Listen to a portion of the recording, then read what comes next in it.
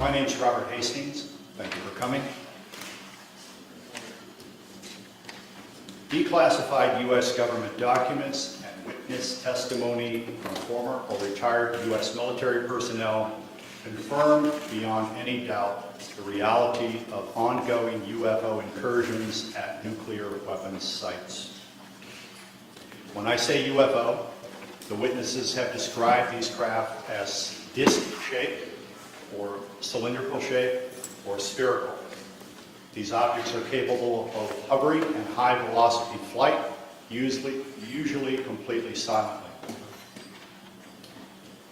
Over the past 37 years, I have personally located and interviewed more than 120 of these former or retired military personnel, all of whom report UFO incidents at one or more of the following locations: nuclear missile sites, nuclear weapons storage areas, and nuclear weapons test sites in Nevada and the Pacific during the era of atomic atmospheric testing. While most of the incidents described apparently involve mere surveillance, presence of the objects with no apparent interaction with anything on the ground, some number of these incidents, as three of these gentlemen will discuss, seem to involve the deliberate tampering with the functionality of nuclear missiles on the part of whoever presumably is piloting the UFOs. Indeed, on one occasion, with which I am familiar, in 1966, according to a launch officer, David Shore, his missiles were temporarily activated just as his security guard was reporting a bright object moving from missile to missile to missile. Aside from the witnesses that I have personally located and interviewed, other persons have come forward to discuss their involvement in these incidents, including all of these gentlemen. They believe, as do I, that the American people have a right to know the facts, and indeed people everywhere have a right to know the facts. This is a national security issue, but it is also a need-to-know issue, a right-to-know issue. Citizens in every country on earth should be let in on this secret, in our opinion. Importantly, declassified KGB documents and witness testimony from former Soviet military personnel confirm that this type of UFO activity also occurred at Soviet nuclear missile sites during the Cold War era. Given the fact that these incidents have gone on over there, including one incident of their missiles being temporarily activated when a UFO was hovering above the missile base, identical to what occurred here, I think we can rule out that whoever are piloting these craft are either American or Russian. I think we can also rule out the Samoans.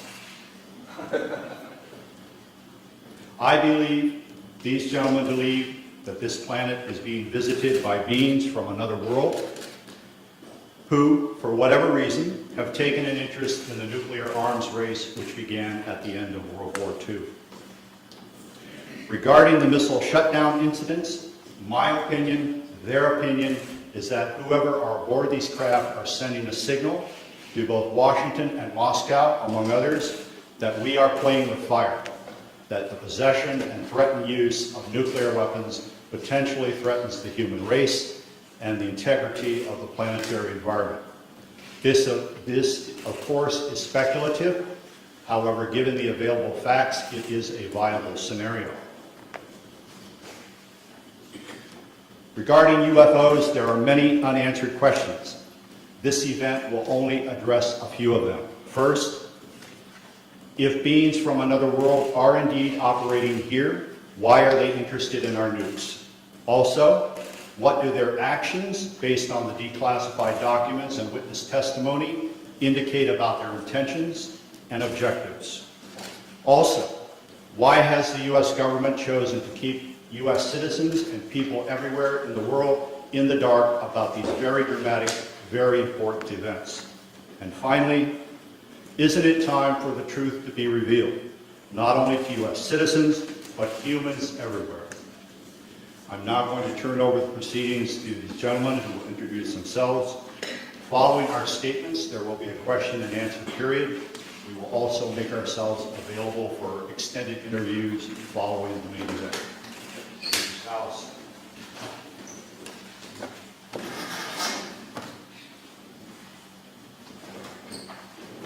Good afternoon. My name is Robert Salas. In 1967, I was a first lieutenant stationed at Malmstrom Air Force Base, Montana. I was a missile launch officer. And on March 24th, 1967, I was on duty at what we call Oscar Flight. It is a underground capsule, hardened site, about 60 feet underground. We had security guards topside. The main guard is called a flight security controller. My commander at the time was Lieutenant Fred Mywall, now retired Colonel Fred Mywall. Sometime in the evening hours on March 24th, I received a call from one of my topside guards, the flight security controller, stating that they had been observing strange lights in the sky making odd maneuvers and wanted to report it. I thought it was kind of a strange report, but I took it seriously. You have to understand we were protecting nuclear weapons, and reports we generally got were very professional. At any rate, I kind of dismissed the call. He called back about 5 minutes later. This time he was screaming into the phone saying they're looking at an object, a red glowing object hovering just above our front gate. This object was about 30 feet in diameter. He couldn't make out too much of the details of the object, only that it was pulsating, and he had all the guards out there. He was very frightened, wanted me to give him direction. I think I said something like, make sure nothing comes inside the perimeter fence. He immediately hung the phone up. I went to wake my commander, Fred Mywall, who was taking a rest break. Started to tell him about the phone call, and just as I told him, our missiles began going into what's called a no-go condition or unlaunchable. Essentially, they were disabled while this object was still hovering over our site, our launch control facility. At that point, we went through our procedures. He reported back to the command post the incident. We also had some security lights, meaning security incursions at some of the launch facilities. So I called the guard back upstairs and directed that the security team be sent out. At this point, the guard told me the object had left at high speed. Again, silent, no noise. The security guards got out to the launch facility and reported back that they were seeing this object again. They also lost radio contact. This incident terminated at that point. We reset the security alarms, but the missiles themselves were still disabled. We had to call in for maintenance teams to come out and bring them back up on alert. The main indication we got from our equipment was this was guidance and control system failure. I want to emphasize that the security people upstairs had no control authority over, they had no equipment up there, no ability to affect any kind of system shutdown on our missiles. All the control systems were underground. We were relieved the next morning. I reported back to the command post, the base, Malmstrom, reported to our squadron commander.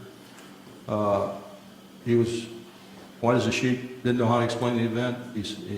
I asked him specifically if it could have been an Air Force exercise, and he assured me that it was not an Air Force exercise.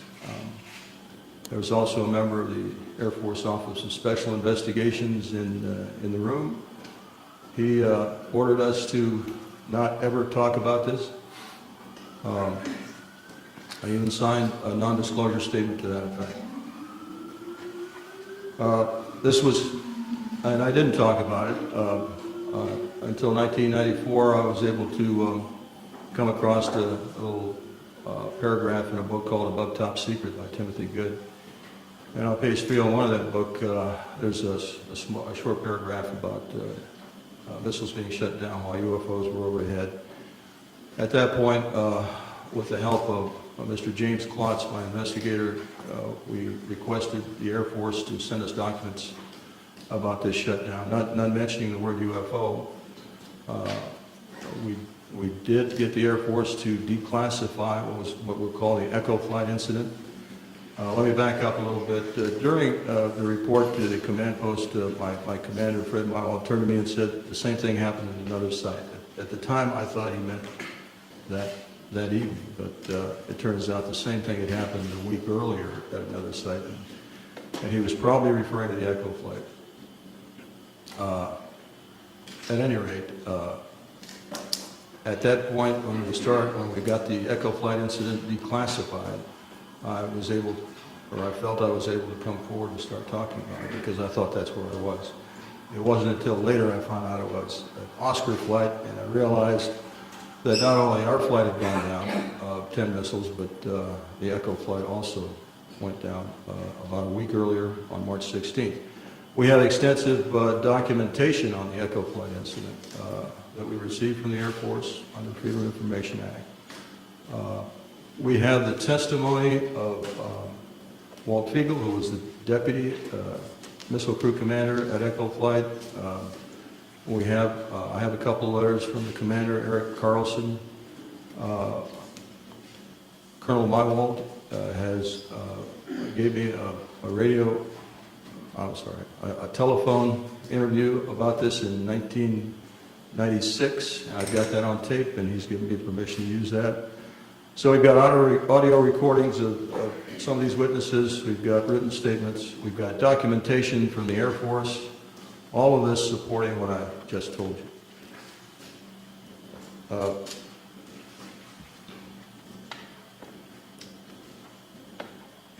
I'll have more to say a little bit later about where I think we should go from here, but right now I'll turn it over to the next speaker.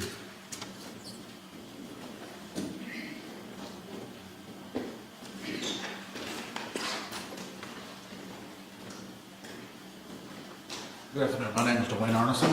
I'm going to give an adjunct testimony to what Bob has already spoken about. After graduating from college with degrees in physics and math, I entered the Air Force, got a commission, and served 26 years as a communication electronics officer in positions all over the world, including Vietnam. My highest clearance held was a top secret crypto special compartment information talent keyhole. For those that know clearances, you got to be almost squeaky clean to get that. Back in 1967, I was officer in charge of the communications center at the 28th Air Division in Great Falls, Montana. I was also the crypto custodian. I was a top secret control officer for the division, and I passed out nuclear launch authenticators. In March of that particular year, I can clearly recall a message coming through my communications center, which basically said what Bob has already talked about, that a UFO did in fact shut down several missile silos in Montana. Not being a missile type, I didn't know Oscar flight from Echo flight, so I couldn't relate to any of those details. But the fact was that missiles were shut down by them. Later on, in the mid-70s, about 1975, I was commander of a radar site in Maine, which was adjacent to Loring Air Force Base. Periodically, my security cop and I met with the SAC security police. And on 2 occasions that I can recall distinctly, they told us that UFOs were seen over the nuclear weapons storage areas at Loring Air Force Base, which was a SAC bomber base, as some of you may well know. I don't know what the details were. I don't know if any nukes were damaged or deactivated. I never saw a report on that, so I really can't say. That is history. After retiring from the Air Force, I went to work for Boeing as a computer systems analyst. Bob didn't mention this, but one of my first supervisors at Boeing was Robert Kaminsky. He has since passed away. He was the engineer selected by Boeing to go out and investigate the UFOs, the missiles that were shut down. He living close by where I lived in Washington State. We got together frequently on Saturday to discuss UFOs and other topics. And he says, Arnie, those things were perfectly clean, and they did not go down by themselves. He then went on to say that halfway through the investigation, the Air Force sent Boeing a message which said, stop the investigation and do not, repeat, do not send us a report. He told me that personally on 2 or 3 different occasions, and no hesitation at all. In conclusion, I've studied UFOs for over 60 years, believe it or not, and I am convinced that somebody out there is trying to send us a message. If I knew who they were, I probably would not be here. Thanks for your time.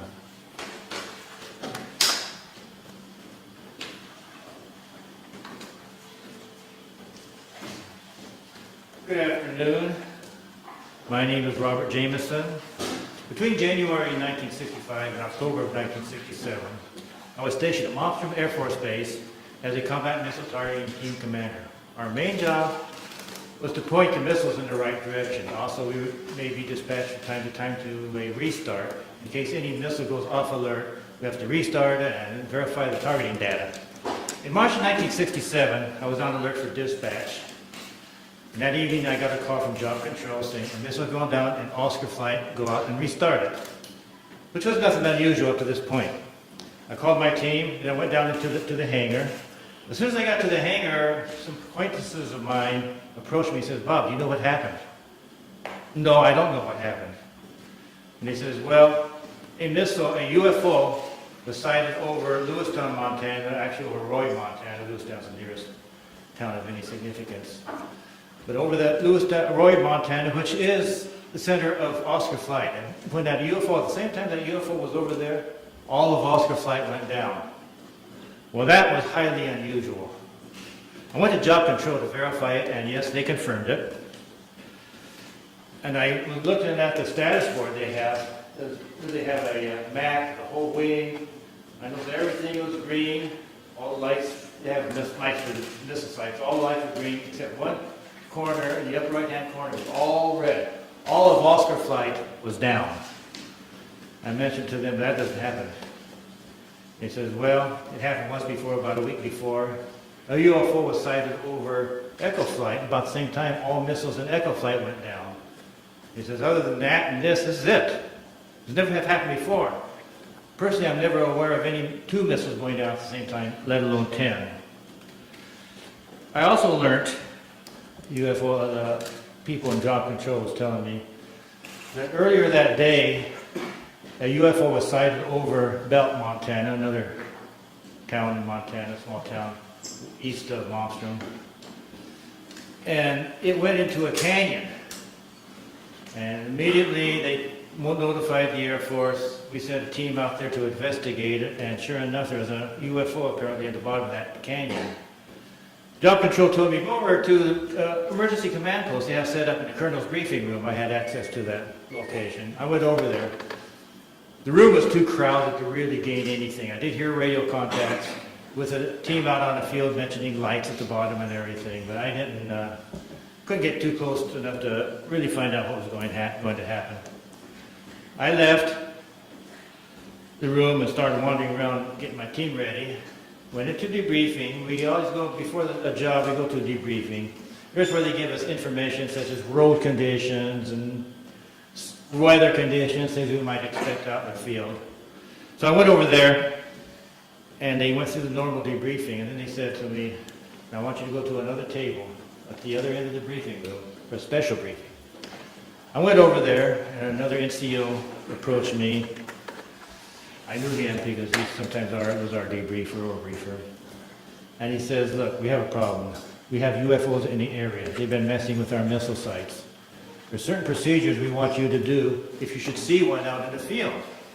And he proceeded to tell me what to do. If we're out on the road, we see a UFO, we do not go to the launcher, but instead to the nearest launch control facility, also call Job Control and let them know what we're doing. If we're at a site and we're penetrating, then we have to stop what we're doing, remove ourselves from the site, call Job Control. We don't have radio controls, radio contact facilities. Call the Job Control and wait for further instructions. Now, if we're at the site and we're doing our work, I meant to take myself, my team, and a targeting tape, go into the launcher, close the personnel hatch. Now, all the teams, before you go out to the field, will take with us an armed guard. That's just normal. You have to leave the one guard, armed guard, on top, all by himself, and he's supposed to report to job control or the launch control facility what he was seeing. And I said, okay, but then he says, one other thing, don't leave yet. We're going to hold everybody back until we're sure that all the activity out in the field has ceased, at least for the time being. So I waited around about an hour and a half. He was all ready to go. And they contacted me and said, okay, you can go now. So I went with my team. We went out to the field. We restarted. We had to go to Oscar flight. That's not a very pleasant thing. Oscar flight is 120 miles. It's the furthest flight from the base. And in Air Force trucks, that's not the most comfortable ride. But nevertheless, we went up to Oscar flight. And we restarted, I think it was either 3 or 4 missiles. This is where Bob was at the time. We restarted 3 or 4 of their missiles. The startups were successful, and I saw no incidents in the field. When I came back, we have to go through debriefing. First things I asked them upon return to the base, what about this missile out in Belt? They said as soon as daylight came, we was going to send choppers over. It was nighttime when they first saw it, and no one was going to have them scale down the mountain at nighttime. So they were going to send some choppers down and scale the mountain, scale the canyon, daylight time. As soon as daylight time came up, this thing shot up right through everything just disappeared, more or less. So that was that. Now, also, about a week later, I also heard that a UFO was sighted over India flight, and there was a partial shutdown. I think 4 or 5 missiles was shut down in India flight with a UFO overhead, not the whole flight. And I had to go out and restart at least 2 of them. And then the rest of my time in Montana, I was involved in no more further UFO incidents. Nothing else happened. And then I went on elsewhere.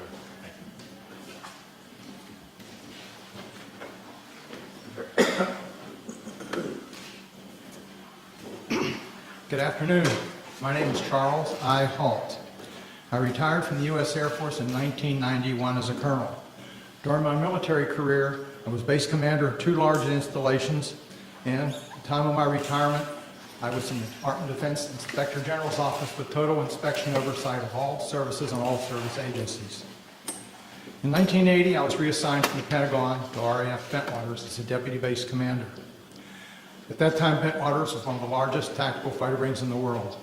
We had the 2 base complexes, Woodbridge and Bentwaters in England, and 4 FOLs in Germany, and 2 additional standby bases.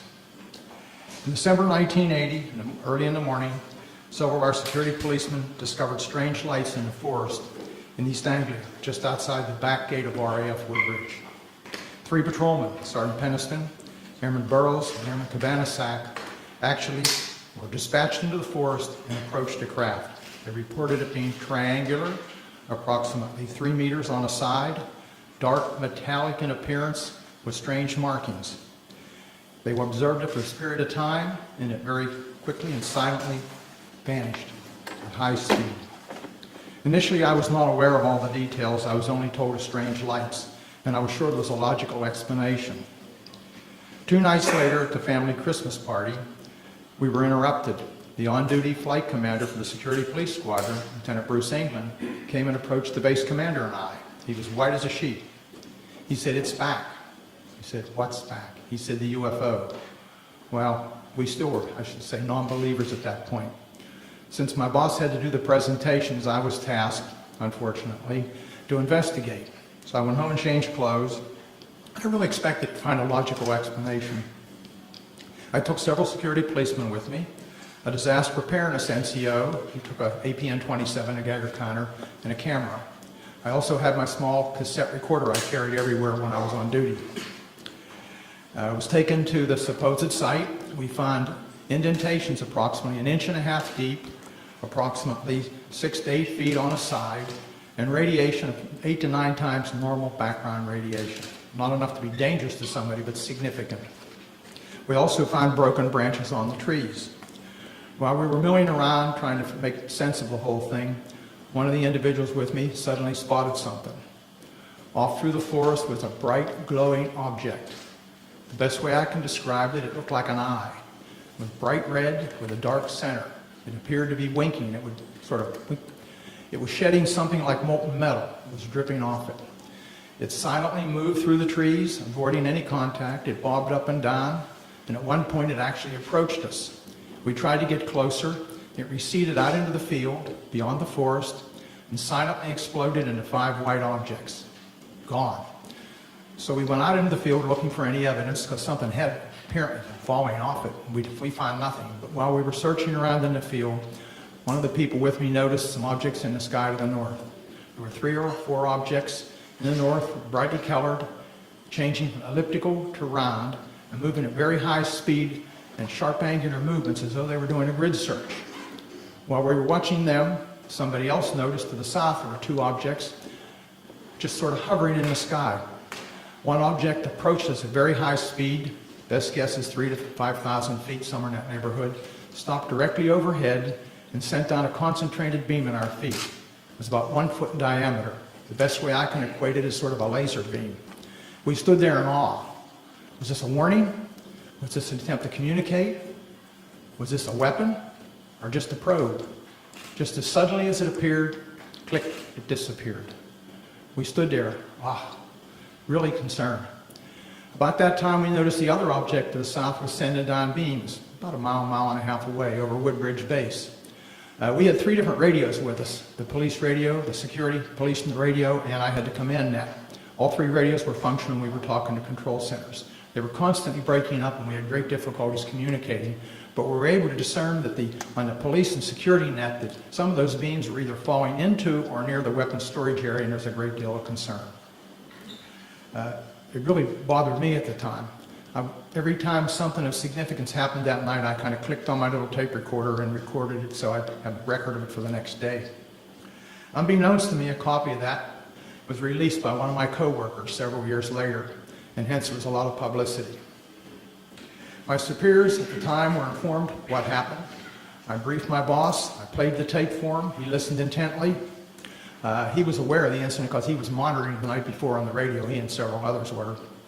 He took the tape to the 3rd Air Force staff meeting the following Wednesday. 3rd Air Force was the Air Force headquarters at that time in England. Played it for General Basie, the commander and staff. They all sat silently. The decision was, it happened off the base, so it's a British affair. In other words, they were loath to get involved. So my boss came back and threw me the tape recorder, and I said, well, what do we do, boss? He said, get with Squadron Leader Moreland, who was the British liaison officer, and do a report. It's their problem, not ours.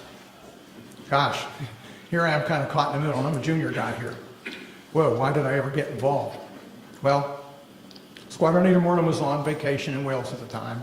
He came back, and he was quite upset that he was in the middle of the thing, too. So he said, well, write a memo. So I wrote a cleaned up memo, just kind of unexplained lights, just to kind of tickle get them to come out and investigate and look into the thing.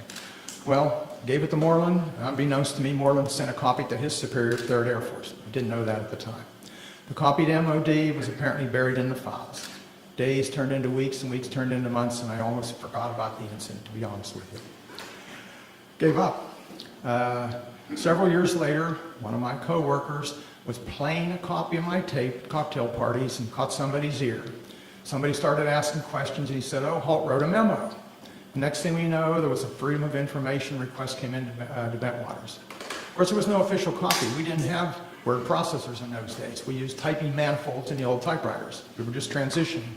And the only copy was an onion skin that I had in my desk. So my boss went back and said, there's no official record of it. Well, somebody else found out the 3rd Air Force had a copy.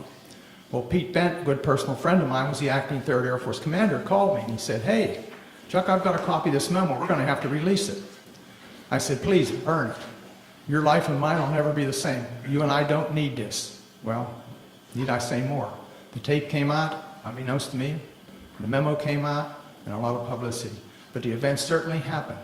Now, some things have happened since then. I was very innocent at the time and believed what I was told. I asked the OSI if they had an interest, and I was told, oh, no, not at all. Wrong. I found out later that the airmen were, how should I say, pretty harshly interrogated that were involved. I have never been debriefed. I also found out later that the tower operator, both the tower operators at Bentwaters saw an object and picked it up on their Bright 2 radar and watched it. I found out that the tower operator and weapons storage area actually saw something, as did a command who was working there, and saw it go down into the forest near us. And also several other people around the base saw it. It's kind of interesting. What did we see? I have no idea what we saw that night. I do know it was under intelligent control, and in my personal opinion, it was either from another dimension or extraterrestrial.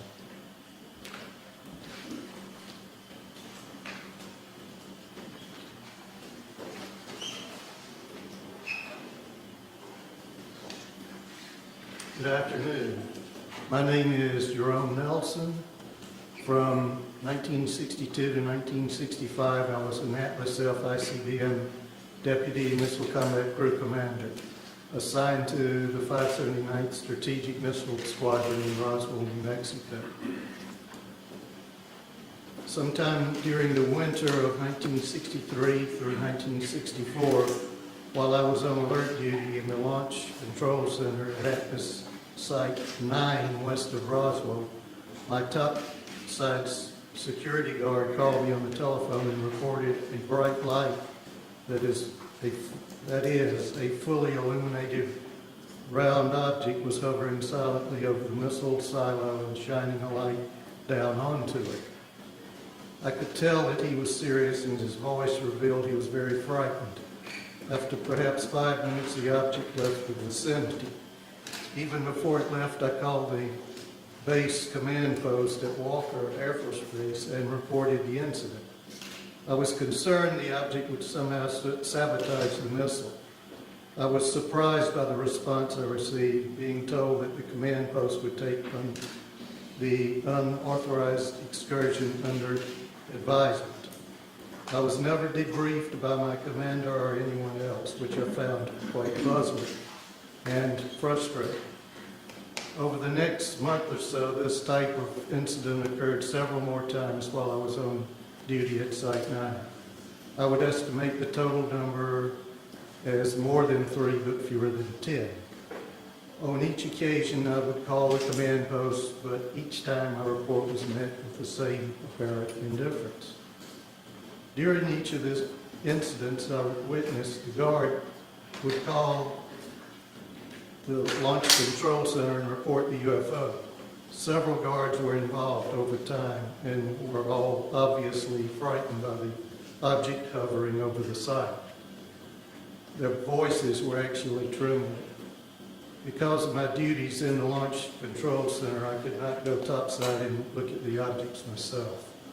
Only decades later did I learn that at least one missile facility technician, Bob Kaplan, had been ordered to report to the Office of Special Investigations on base and make a report about the similar incident he had witnessed at Site 9 during the period.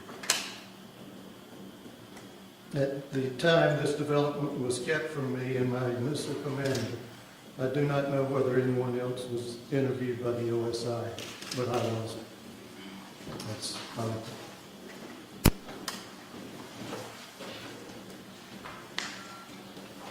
Well, good afternoon, ladies and gentlemen. My name is Patrick McDonough, and I'm here today to relate an experience that happened to me in September of 1966. That's 44 years ago.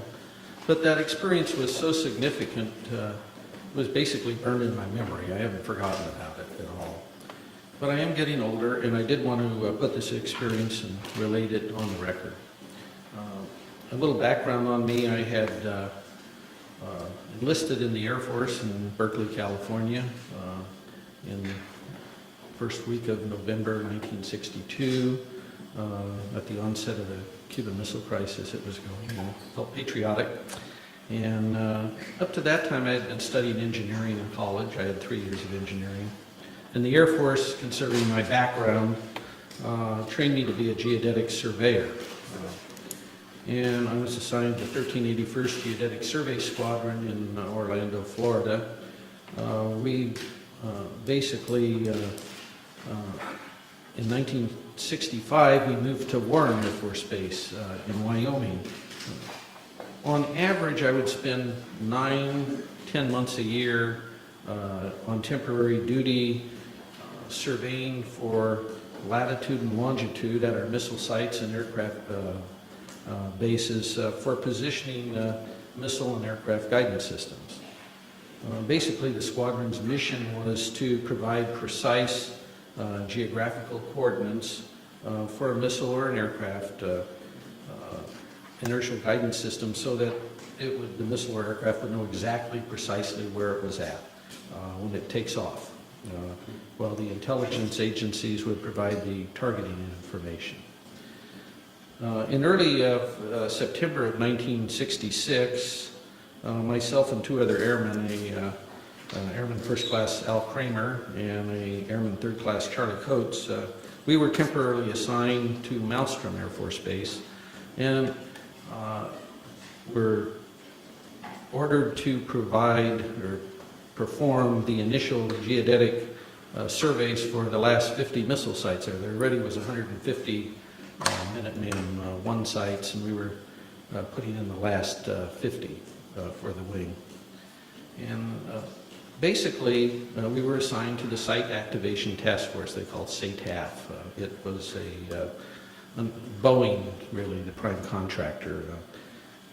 We were given a government truck, no radio, anything in it. I was the chief of party, I was the observer on our small three-man team. Al was the reporter, Charlie was, we were trying to train him both in observing and reporting. We normally would arrive at a missile site at about in early evening. We'd set up our instruments. Basically what I was doing was the star observation to provide precise latitude and longitude. On the night of this incident that happened, we were completing a series of what we call celestial astro-azimuth observations southeast of Conrad. And I was doing the observing, Al was recording, and Charlie was assisting Al with the chronometer on the time hacks as I tipped on Polaris. The unusual thing about this missile site I was at was that the blast hatch of the silo was open. And that was very unusual. Normally when I'd go to these missile sites, even though they were not activated yet with a missile, they were always closed. The monoliths were there. We do 4 monoliths and do a precise quadrangle. And the work we did was very precise. It involved a lot of, it's basically all using star shots. And so here's a site that we arrived at, and the blast hatch is open. And we're nearing completion of the star observations. We had been to the other 3 monoliths, and I was at the monolith at the next to the hatch. And it was probably about 1:30, and a unidentified flying object came from the north and stopped right over us. I would say it was probably about altitude of 300 feet or so, maybe a little higher. It's a little hard to tell in the dark.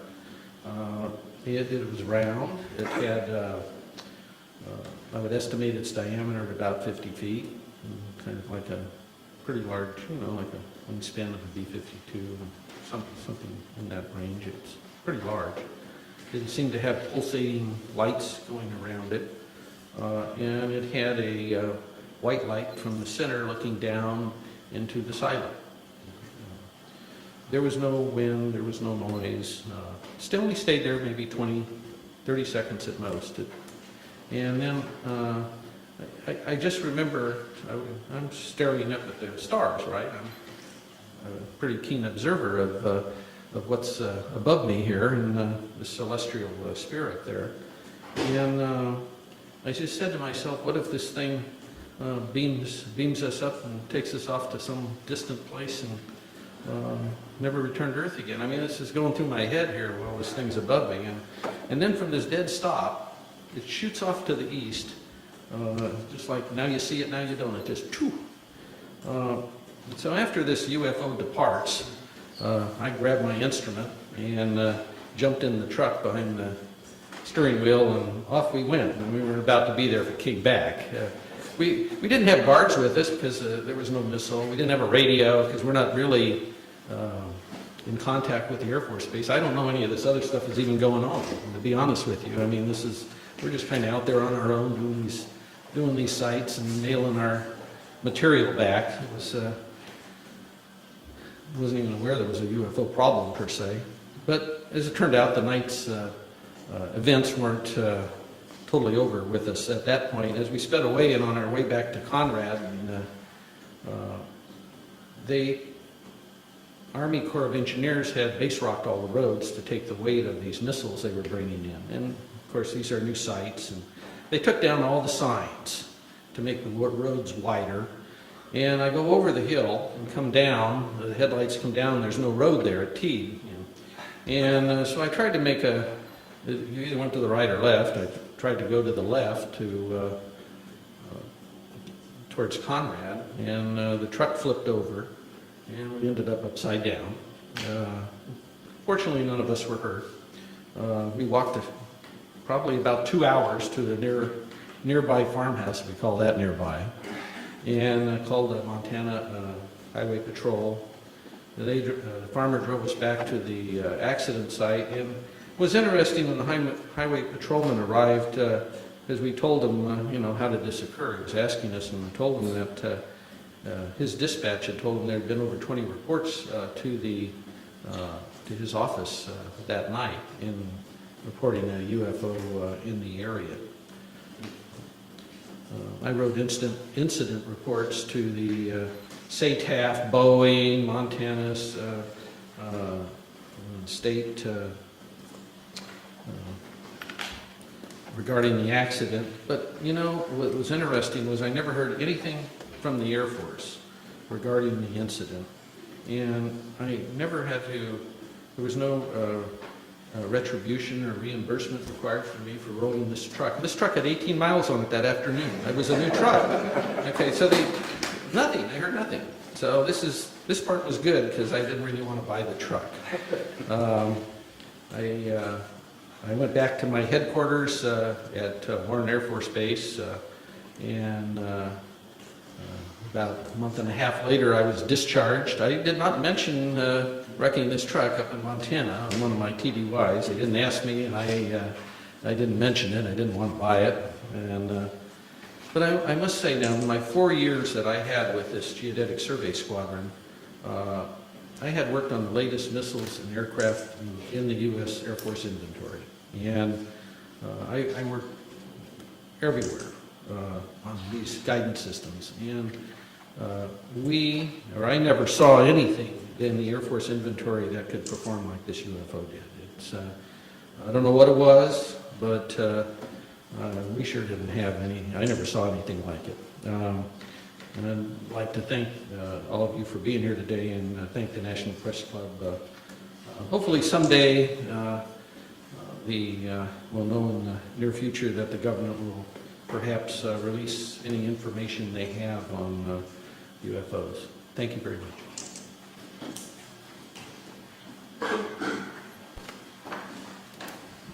Hello, everybody.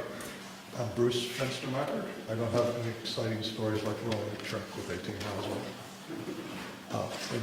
From 1974 to 1976, I was a combat crew commander. I'm a captain in the Air Force, stationed at F.E. Warren Air Force Base at the 400th SMS, assigned to Roman flight. In the fall of '76, my deputy, who I'll call Sam because he's not giving me permission to release his name, we were on alert, trying to stay awake. We were listening to the conversation between the flight security controller of the topside NCO and the strategic alert team, the security alert team, the SAT. Kind of that was one way to stay alert, because the SAC duty is moments of terror with hours of boredom. And suddenly we heard the FSC call the SAT team and say, stop the vehicle. Get out of the vehicle and look around. I didn't tell them where to look or anything. And Sam and I looked at each other, and then said, what do you see? He said, oh, I don't see anything. I don't see anything. Holy bleep. I do see a white pulsating light in the sky. It's maybe 7 or 8 miles away. The FSC asked where it was. He said it's to the north. He said it's pretty close to where the launch control facility is. So my deputy and I did a double take. We called upstairs, and we said, what's going on? He said, you're not going to believe this, Captain, but right above us, there's a huge white thing, pulsating light above us, and I had to call them to make sure I wasn't seeing anything. Upon prodding, he told us it was shaped like a fat cigar. I think he said a pregnant cigar. White pulsating light. Between the pulsations, he saw red and blue lights. It was silent, because I prodded him saying, is it some for a helicopter? He said, no, it's very silent. We're talking to him for several minutes, and he says it's starting to move away along our access route.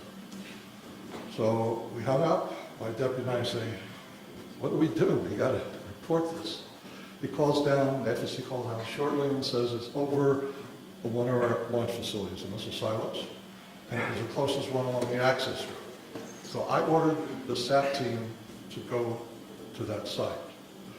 And they called in through the FSC, so they had to go back for batteries. And they were a little slow getting out, so I was kind of ordering them, come on, get on, get going. And at the same time, we contacted SAC command post at FE Warren. And NCO answered, and we told him the story, and he laughed and said, when it eats the SAT team, call me back.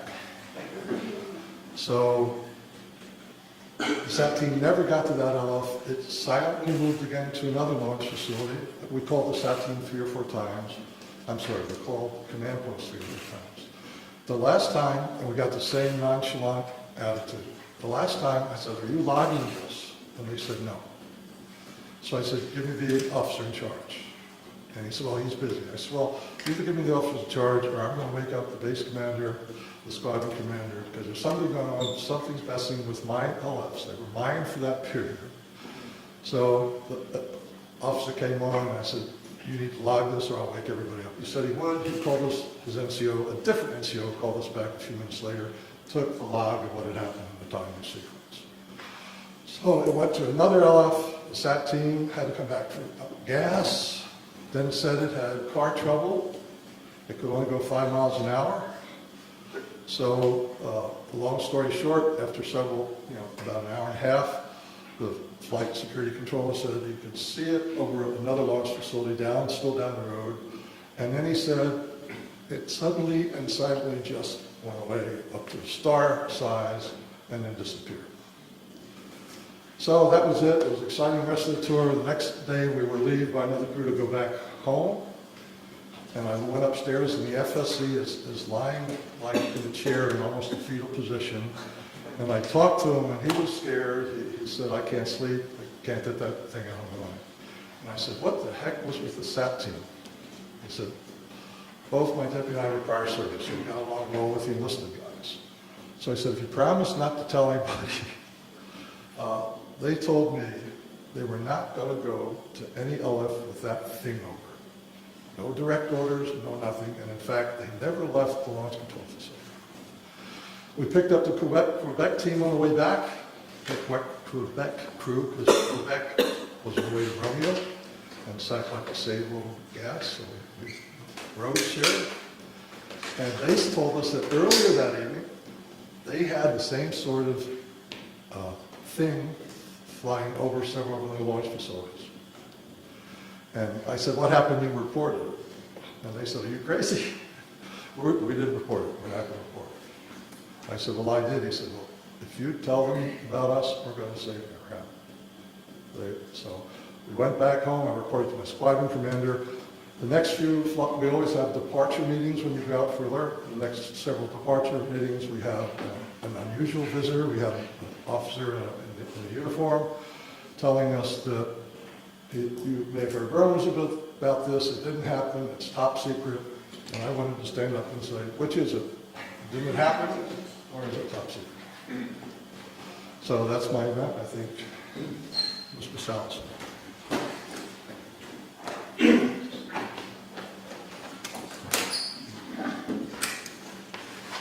What you have heard here today is evidence of a phenomenon. It sounds fantastic, and it is fantastic. We presented this evidence in the public interest of open government. Our signatures on affidavits in the press kit that you have attest to the truth of our statements.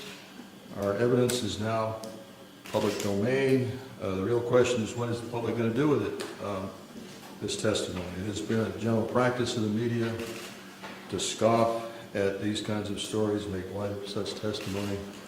We can only ask that you take the time to give some serious consideration, not only to our statements, but to the statements of other witnesses out there who have similar incidents. There is also documentary evidence that helps support what we have said. We hope you'll take the time to at least take a look at those, research this a little bit, and if you do, I think you'll come to the same conclusions that we have.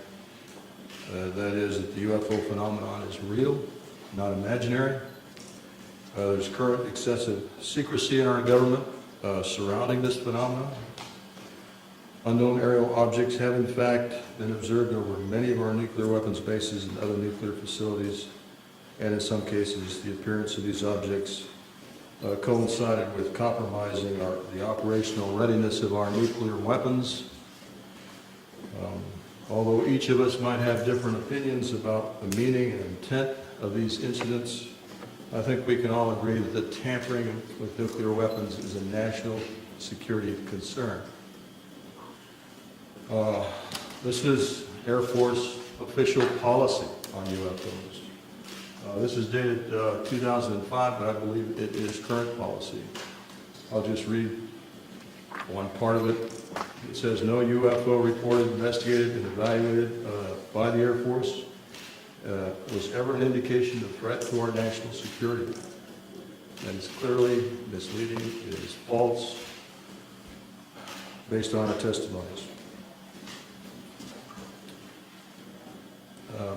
This statement, the decision to discontinue UFO investigations, was based on an evaluation report prepared by the University of Colorado in 1969, I believe. This was the infamous Condon Committee study. There is substantial evidence to show that study was superficial and biased. In particular, the Echo and Oscar incidents I spoke about were never investigated by the Condon Committee, even though their principal investigator was well aware of these incidents.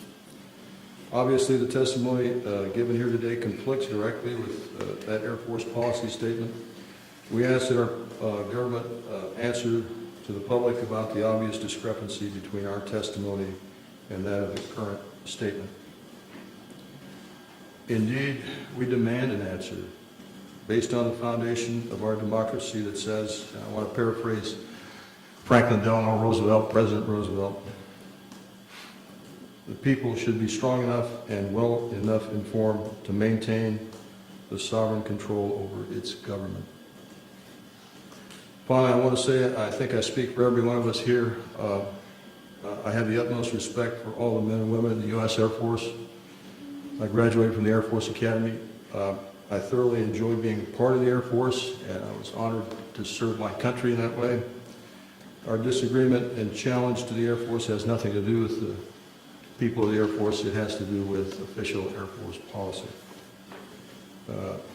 And I think they are deliberately withholding the facts, not just in what you've heard here, but continuously since 1969.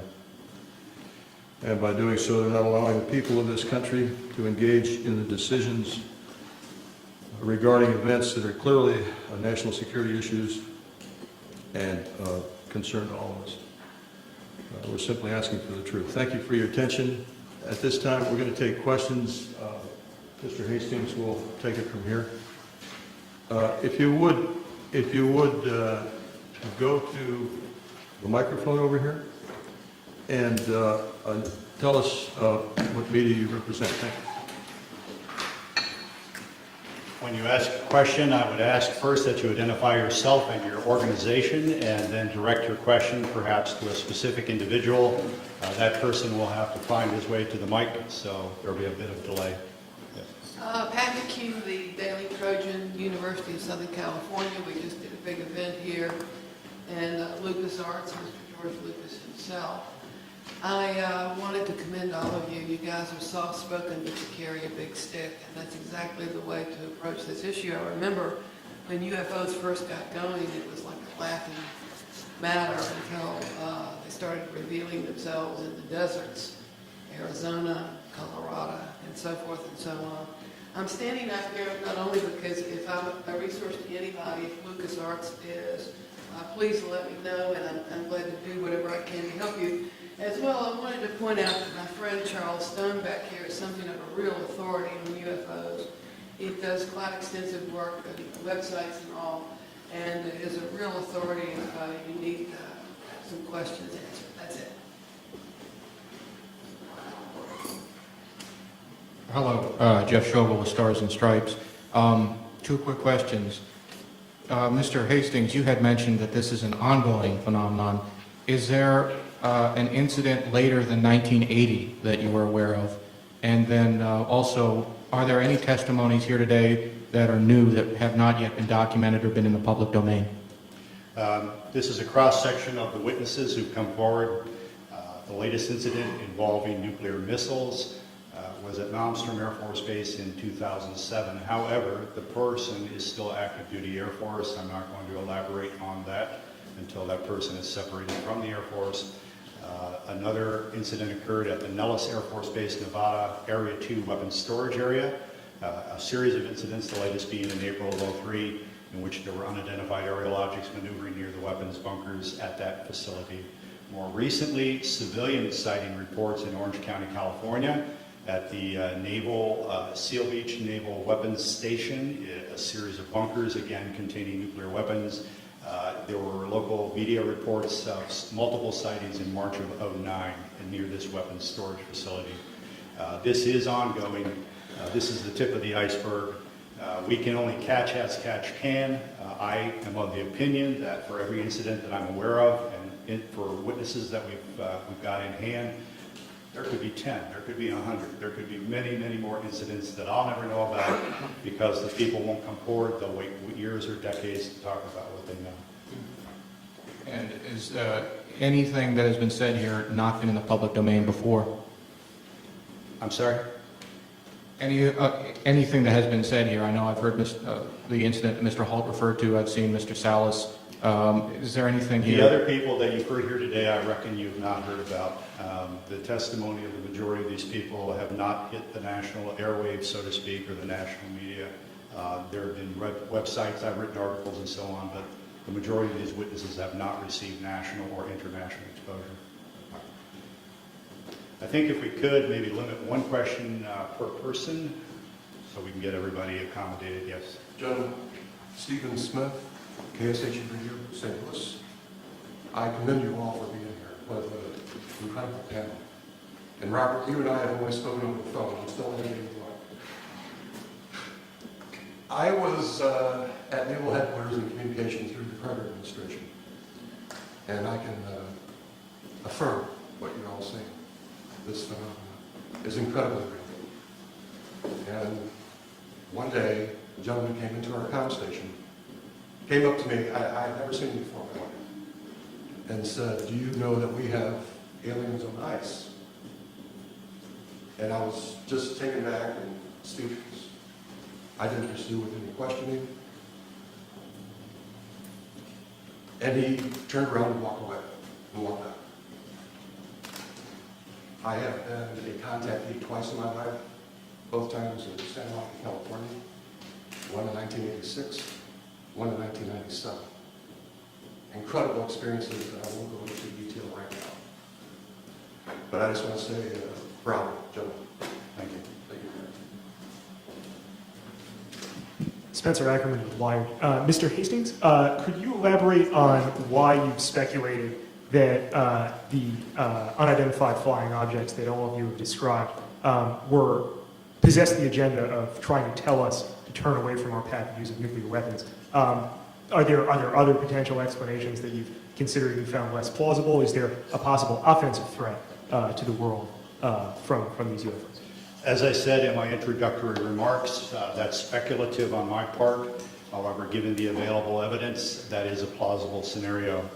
We can clearly say, based on radar data, which are empirical, not anecdotal, that these objects have been tracked since the early 1950s, if not earlier, traveling up to 7,000 miles per hour, making right-angle turns at high rates of speed, instantaneously hovering, reversing course.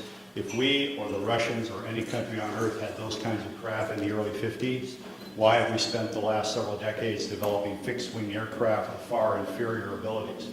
These are clearly, in my view, a technology from somewhere else piloted by beings from obviously another world or another dimension.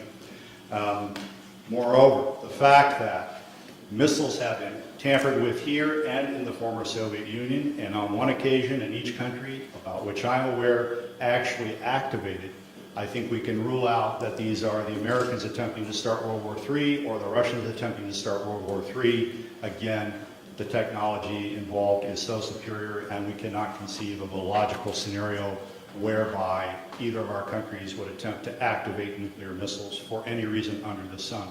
Now, our opinion is that whoever these beings are, they are indeed attempting to send a signal that we are playing with fire, that we are gambling with the human race's future.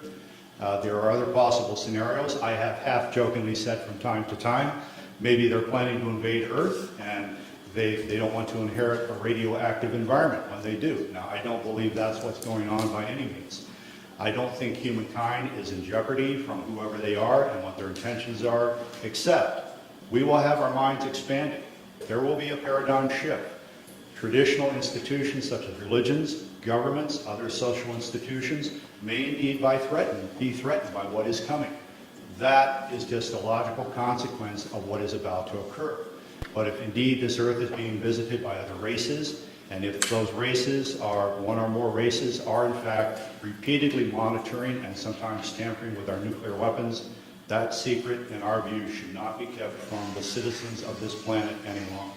But you don't think there's an offensive element to their contact?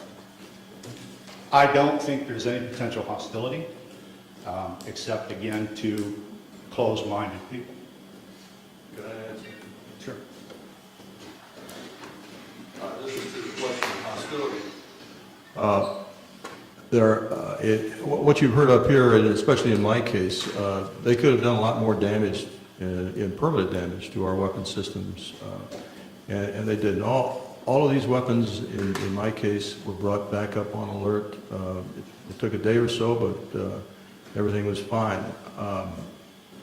If they wanted to destroy them with all the powers they seem to have, I think they could have done that job. So I personally don't think that this was a hostile intent.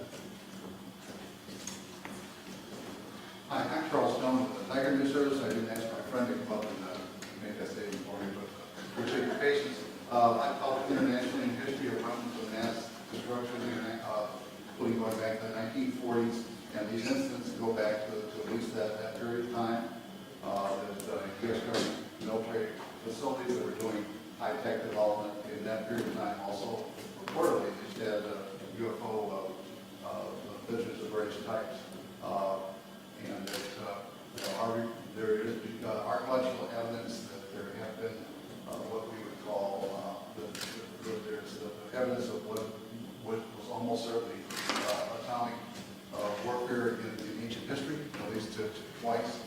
And also that I'd like to mention that one of our biggest and most powerful government agencies was founded in part to monitor UFO activities. That was the National Security Agency in the late 1940s.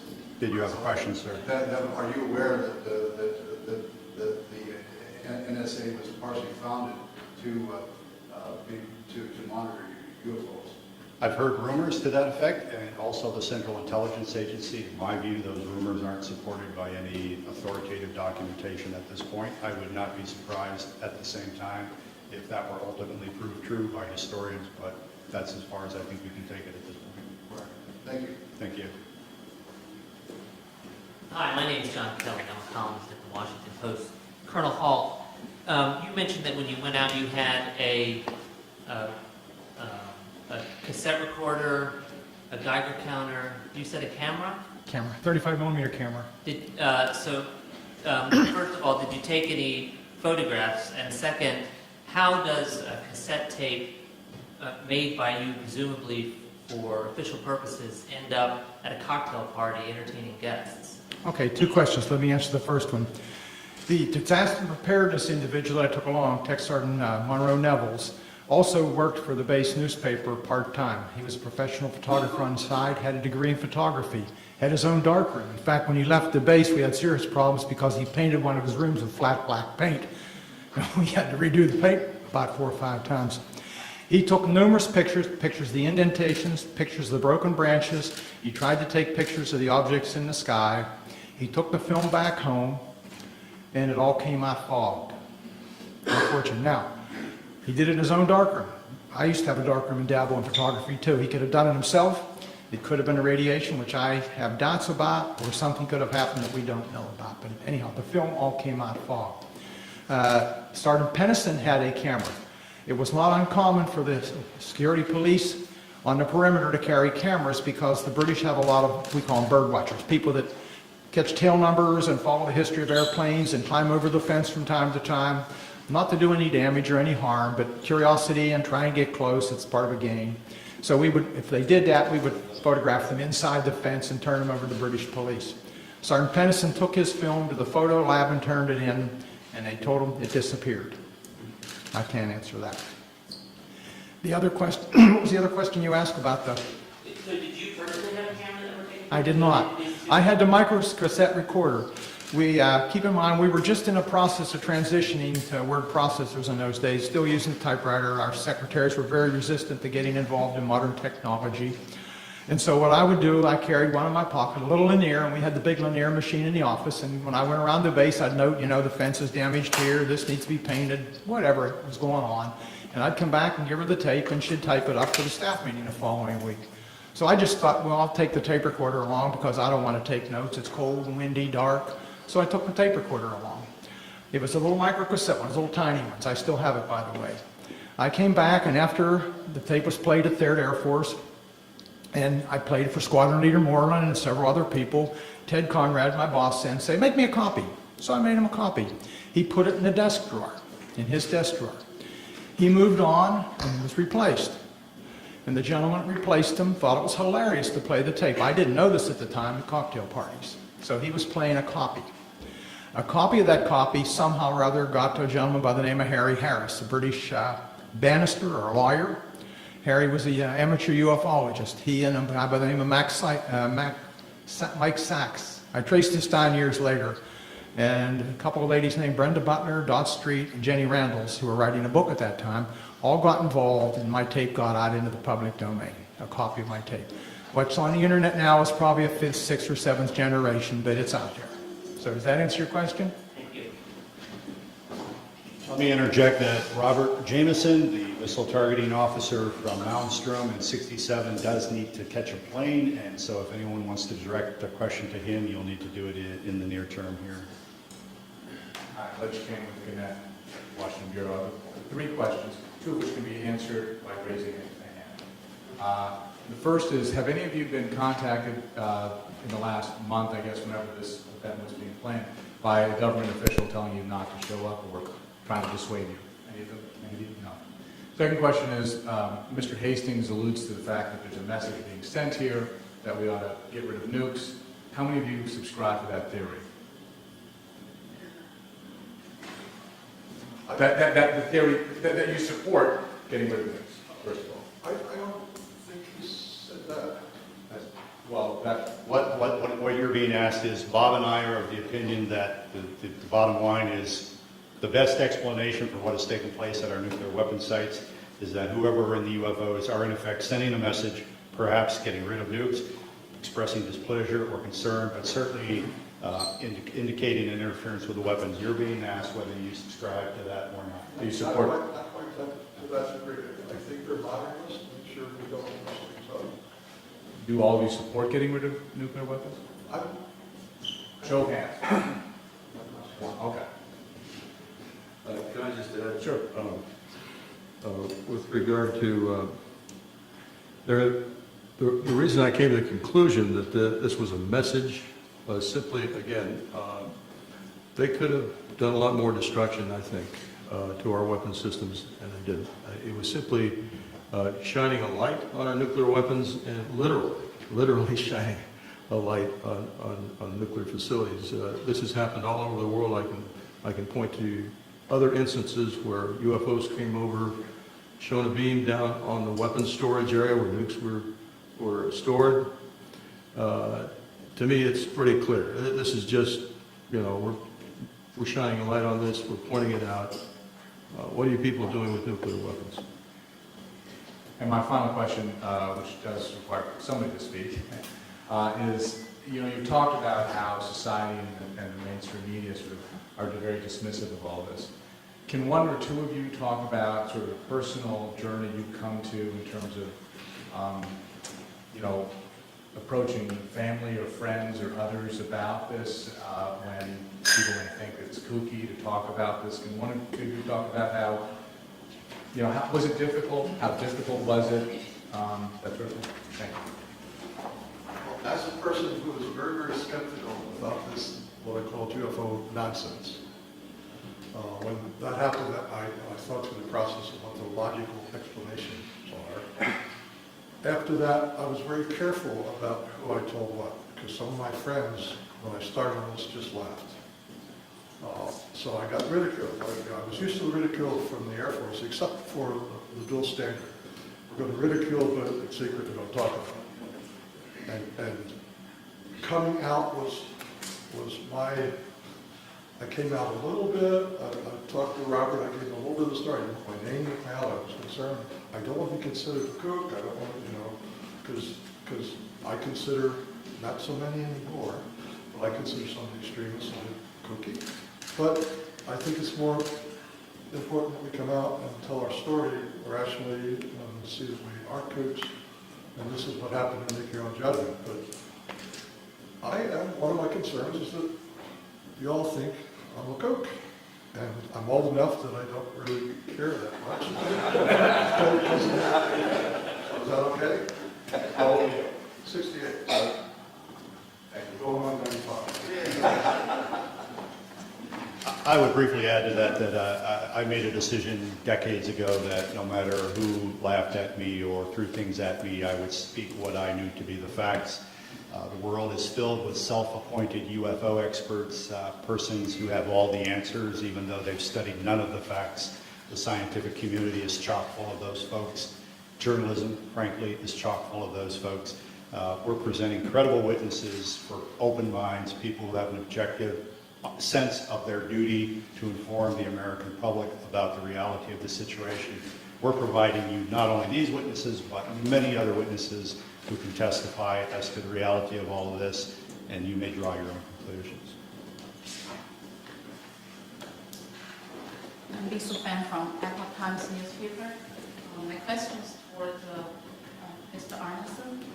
You mentioned there was someone over there trying to send us a message. I wonder what kind of a message. Do those aliens consider our Earth people have a threat to them, or they just try to defend, or they try to come here to occupy, take over Earth? What kind of message? If I knew that answer, I wouldn't be here. I really don't know. But they're trying to tell us something without a question. Whether it's don't go much further, get rid of the things, I don't have any idea. Are they from the extraterrestrial? Who knows? Are they from other dimensions? Who knows? Are they from underneath the Earth? Who knows? Your guess is as good as mine, and I can't answer that question. Anything else? The government are trying to conceal this information, the fact actually, for all those years. Do you think this would do good for the society's stability, or is it kind of prevent for some advance or further research from our society? That's a big one. We have been lied to for so many decades about the truth of the matter, and I think we need to have more openness in society as far as what these things are. Recently, in the last year or two, the Catholic Church has said publicly, it's okay, ETs can exist. They're our brothers, and they are theologically saying it's okay to believe in extraterrestrials. And if the Catholic Church says it, that's got to have a big stick, I would think, as far as the Western world is concerned anyhow. Do you think right now is a time for human beings to admit there are other spiritual beings in the universe besides the human race? Oh yeah, I think that's it. The thing is, people are so wrapped up nowadays in their own world. They're worried about jobs, they're worried about mortgages. They could care less about UFOs and ETs and paranormal events and whatnot. That isn't even on their radar scope, unfortunately. Not the kids are, and not your high school and college set, they're in. I understand that. I haven't spoken to college students that much myself, but I understand that that is a fact. Yeah. And that's healthy. And I think that's good. goodness. The Catholic Church is like the last bastion. Oh yeah. I just wonder what's in the archives in the Vatican as far as UFOs and things like that are concerned. If that could be released, wow, I bet it would blow the socks off a lot of people. That'd be interesting. Hey, let's just write the Pope. Let's write it. Okay. Let me, you asked what would the potential changes be for society, would this be good? Let me briefly summarize and say, in 1975, a former CIA official, Victor Marchetti, wrote a best-selling book called The CIA and Cult of Intelligence. The CIA took him to the Supreme Court to attempt block publication of that book. Ultimately, a redacted version of it was released. It was the first book in American history to be censored by the U.S. government. The same Victor Marchetti, in 1979, wrote an article for Second Look magazine. The title, I believe, was How the CIA Views the UFO Phenomenon. He said, among other things, this subject was so sensitive that you did not talk about it in the agency unless you had a need to. Nevertheless, there were rumors floating around at the highest levels of CIA about recovered crashed UFOs and the bodies of their crews. Thirdly, Victor Marchetti said, in his opinion, as an intelligence analyst with CIA for I think 11 years, he was of the opinion that no government on earth will voluntarily release this information because it would jeopardize the status quo, i.e. their power. Even if there's no hostile intent or implication to the visitation of these beings, if indeed these are extraterrestrials, even if they're not meaning us any harm whatsoever, governments have nothing to gain and everything to lose by admitting the reality of this. And Victor Marchetti's opinion is that this will probably come out, by some action on the part of the phenomenon itself, which will leave no doubt in anyone's mind, but don't expect Washington or Moscow or any other government to volunteer all the reality of all of this. I'm Jim Kinnear. I'm a defense writer, long-standing in this town. In that newspaper, Business Week magazine, I was senior editor of Air Force magazine. I'm going to ask a question, but I want to contribute something.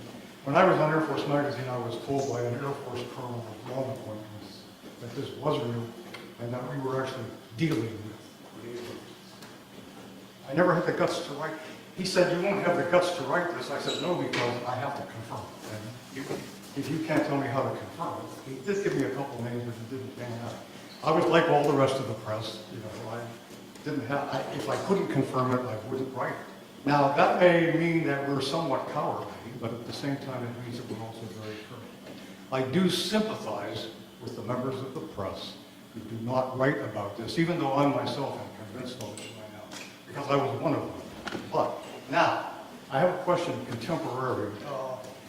2 years ago, the Air Force Chief of Staff and the Secretary of the Air Force were dismissed by the Secretary of Defense for, among other reasons, being sloppy in their management of nuclear weapons. We transported an armed one somewhere, we sent components overseas and so forth. This shook up the Air Force. I want to ask you, gentlemen, in the aggregate or individually, do you think that this evidence of malfeasance ranks up there with not telling the public about alien or UFO intrusion at nuclear sites? Is there an equation?